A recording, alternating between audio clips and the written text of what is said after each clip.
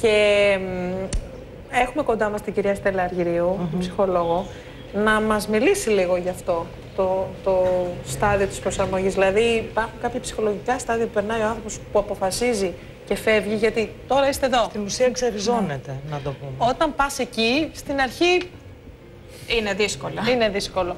Η αλήθεια είναι ότι και μετά επίσης είναι δύσκολο. Κάποιοι δεν προσαρμόζονται ποτέ, άλλοι το παλεύουν πολύ. Καλησπέρα. Καταρχήν εξαρτάται πάρα πολύ από το για ποιο λόγο φεύγει κάποιος. Όταν φεύγει κάποιος για σπουδές, νομίζω ότι το αντιμετωπίζει διαφορετικά. Γενικότερα όμως εμείς οι Έλληνες είμαστε ευπροσάρμοστος λαός και πάντα ήμασταν οικονομικοί μετανάστες. Δεν θεωρώ ότι θα έχουμε φοβερό πρόβλημα προσαρμογής σε αυτό. Και θέλω να τονίσω στα κορίτσια και ένα γενικότερο μήνυμα, γιατί ακούω πάρα πολύ κόσμο που είναι όλοι μορφωμένοι, είναι νέοι και θέλουν να φύγουν. Γενικότερα ψάχνονται να κάνουν κάτι καλύτερο. Ότι κανένας καλός δεν χάνεται. Από την άλλη, είναι φοβερά λυπηρό, κυρία Στεφανίδου, γιατί νιώθω ότι θα καταντήσουμε να γίνουμε ένα έθνος συνταξιούχων, ένα έθνος γερασμένων ανθρώπων. Ένα έθνος που θα συντηρεί ανθρώπους, και καλώς θα κάνει φυσικά, γιατί όλοι αυτοί παρήγαγαν έργο, χωρίς όμως να μπορέσουμε να προσφέρουμε εμείς οι νέοι τίποτα, και νέοι που έχουν πολλά προσόντα. Και στους εκπαιδευτικούς θα ήθελα να περάσουμε ένα μήνυμα. Εάν πλέον αυτή είναι η τάξη των πραγμάτων, γιατί εδώ μιλάμε ότι βαδίζουμε σε έναν αργό θάνατο. Δεν μας ανακοινώνουν τίποτα, δεν ξέρουμε τίποτα. Πολύ σωστά τα κορίτσια είπανε, αν είχα μία διασφάλιση ότι για τα επόμενα 5, 7, 10 χρόνια εγώ δεν μπορώ να δουλέψω, θα κανόνιζα και διαφορετικά τη ζωή μου. Είναι πολύ άσχημο να κρατάς ένα νέο στη φορμόλη για 10 χρόνια. Πραγματικά. Εάν λοιπόν αυτή είναι η νέα τάξη των πραγμάτων, θα παρακαλούσα το Υπουργείο Παιδείας να σταματήσει να δίνει βάση λοιπόν στα ελληνικά και να αρχίσει να μας μαθαίνει ξένες γλώσσες. Γιατί έχω την αίσθηση ότι προετοιμάζουμε μετανάστες στα σχολεία. Δεν είναι αίσθηση απλή, νομίζω. Είναι πραγματικότητα πια. Είναι μια πραγματικότητα. Δηλαδή, να ρωτήσω κάτι. Μισό λεπτό να ολοκληρώσει, Μαρία. Τα περισσότερα νέα παιδιά σε αυτή την κατεύθυνση. Ναι. Δεν μπορώ να μείνω στην Ελλάδα, ξέρετε, και γιατί αυτοί που η είναι Ελλάδα εδώ, με πληγώνει και γιατί δεν έχει. Και αυτοί που είναι εδώ και δουλεύουν, δεν έχουν Οπότε, την όρεξη. Οπότε των πραγμάτων, τα νέα παιδιά κυρίως, έτσι σηκώνονται και φεύγουν ή ψάχνουν να φύγουν.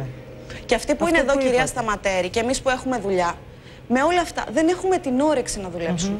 Δηλαδή πέφτουν οι επιδόσεις μας. Εγώ θέλω να ρωτήσω την κοπελιά που... Τη Λαμπρινή. Τη Λαμπρινή.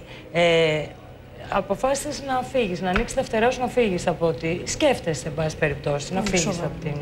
Πολύ σοβαρά. Εδώ δεν έχεις έτσι φίλους, ένα σύντροφο, δηλαδή... Πώς νιώθεις που αυτούς τους ανθρώπους, τους γονείς σου, τους φίλους σου, θα τους αποχωριστείς? Είναι εύκολο μέσα σου αυτό? Αν κάποιος πει ότι είναι εύκολο, θα είναι μεγάλο ψέμα. Όσο αποφασισμένος και να είναι, όσο και να θεωρεί ότι μπορεί να στηρίζεται στα πόδια του, είναι δύσκολο.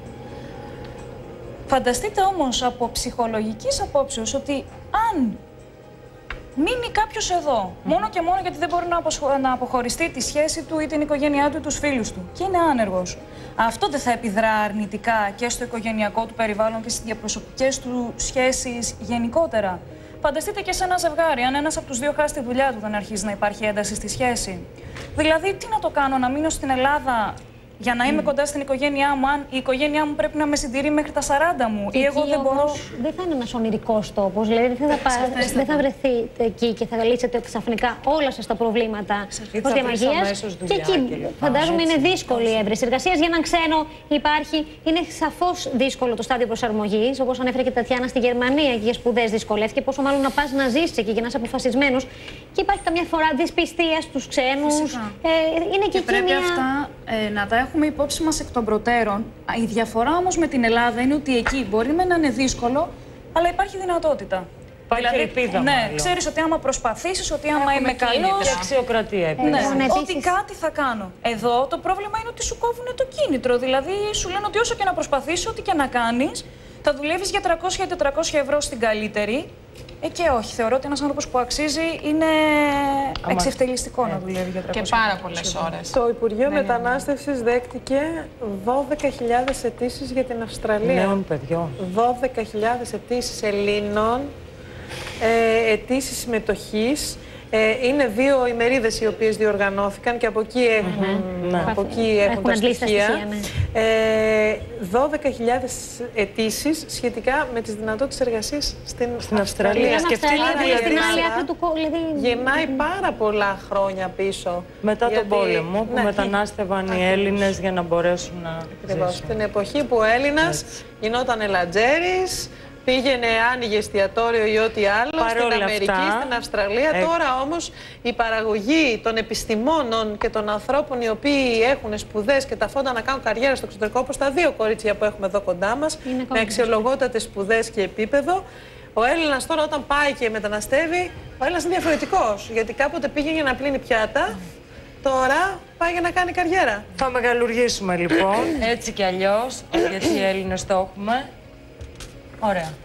Λοιπόν, ευχαριστούμε πάρα πολύ τη Λαμπρινή και την Ελένη και ευχόμαστε ό,τι καλύτερο. Μακάρι να γίνει κάτι τελευταία στιγμή, να μείνουμε όλοι στην Ελλάδα. Μακάρι. Και να είμαστε αισιόδοξοι με θετική ενέργεια, θετική σκέψη και δύναμη. Ακριβώς.